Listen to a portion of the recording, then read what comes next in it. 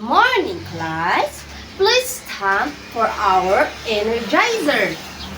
Okay, you may now sit down. Okay, class. Say present if you hear. Oh, no absent today. Okay, please pass your assignment. Very good. Okay, class. Before we start, I will read the objectives.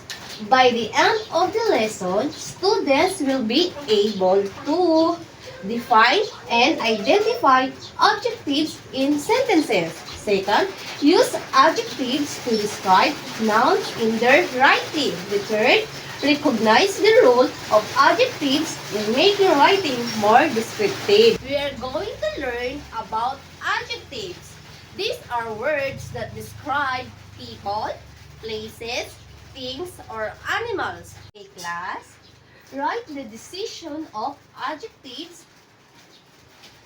So, the meaning of adjectives is, an adjective is a word that describes a noun. The example of these are the blue ball. So, what are the adjectives?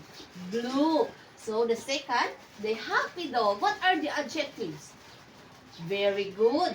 The last one is the tall tree. What are the adjectives? Tall. Very good. Now, write a sentences without an adjectives. The dog is running. So, what are the adjectives of the dog is running? So, the fast dog is running. Very good. I have this apple. So, what adjectives can we describe this apple? Yes, Christina. Very good. Let's give Christina 5 claps. 1, 2, 3, 4, 5. Class, get your notebook and answer this. Provide worksheet with sentences that are missing. So, the adjectives, examples. Ay, mali tayo na isa mo. Class, get your notebook and write this and answer.